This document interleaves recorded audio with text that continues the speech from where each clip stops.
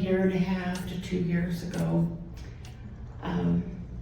under different circumstances, 4 of our 7 children died. We will be together. I will still be their mom. And they're busy right now putting gold shingles on my mansion. And it's one thing about being here. The difference between being here and being in our home ward is, you know, we went to church with them on Sunday, but we didn't really get much chance to visit and get to know each other very well. But here we live together, we eat together, we play together, and I appreciate all of you and all of your friendship.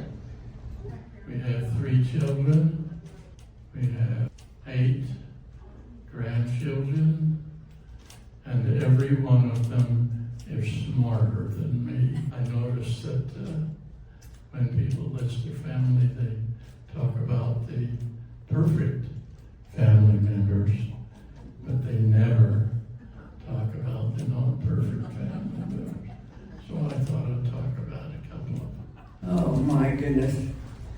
I'm 144 years old and doing fairly well considering all things. And do you believe that? No. No, my birthday was last week and I'm 93, so I'm just a kid. But I've learned a lot in this life. Oh, I just eat all kinds of right stuff. And I go walking on occasion, rarely occasion. My dad had always said he wasn't going to quit till he got a red-headed girl. And I was the baby, the 6th one.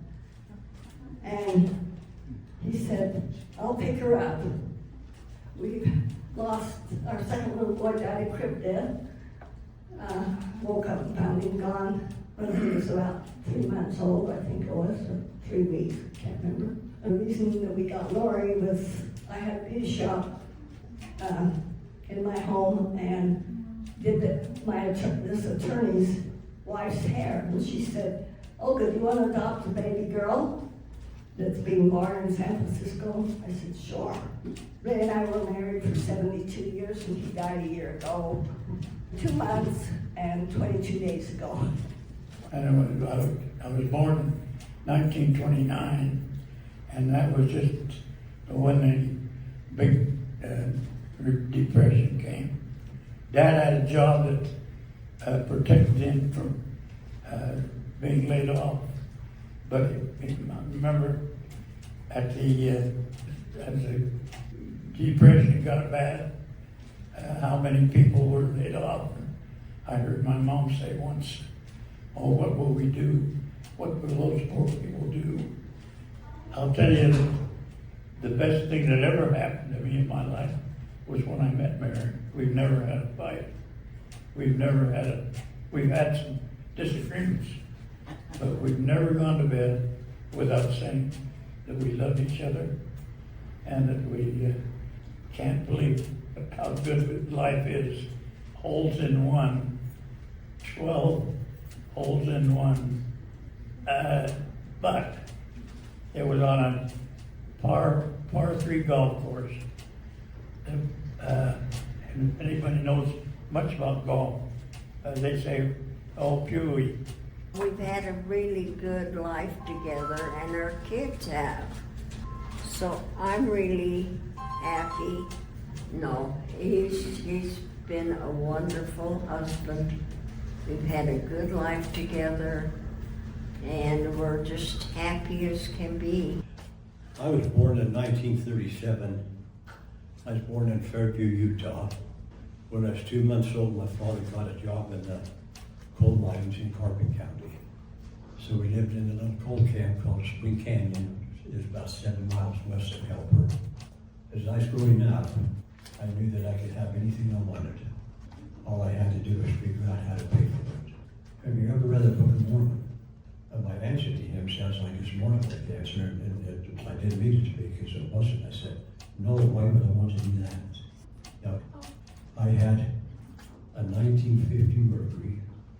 It was the nicest looking car you've ever seen. I did a lot of work on it, snicked it out, but it was just a nice car. And so I sold it and bought a diamond. So I said, well, tell people, I said, if you want to see what a 1950 Mercury looks like, look at my wife's hand. So I teased the daylights out of her for 5 years. I was very obnoxious, and she put up with it, and finally asked her for a date. And once we started dating, it was done. I worked straight commission, and as a result, if you qualified and met goals that were set for you, you could earn trips. And so I was fortunate enough to earn trips with this job. And places we went was Cancun, Denmark, Jerusalem, Hong Kong, Italy, Austria, Salzburg, Washington, D.C., Florida, Hawaii, Ireland, Switzerland, and Australia. I want you to talk that starting this very night, that you and your wife only get together in prayer, and you'll never miss. When we got married, she asked me, she said, do you want this marriage to be a success? And I said, well, of course I do. She said, you only have to do one thing, and it breaks my heart to think that they you'll be all of them are, but we have hope that the ones that aren't will make the changes and that they'll live the way they were taught in their home, that they shouldn't have, because they were taught the gospel in their home. And I was called to be, I can't think what you call it now in the church, but anyway, sort of the handicapped are taken care of, and they come in and you interview them, and yet fulfill their needs. There's no question in my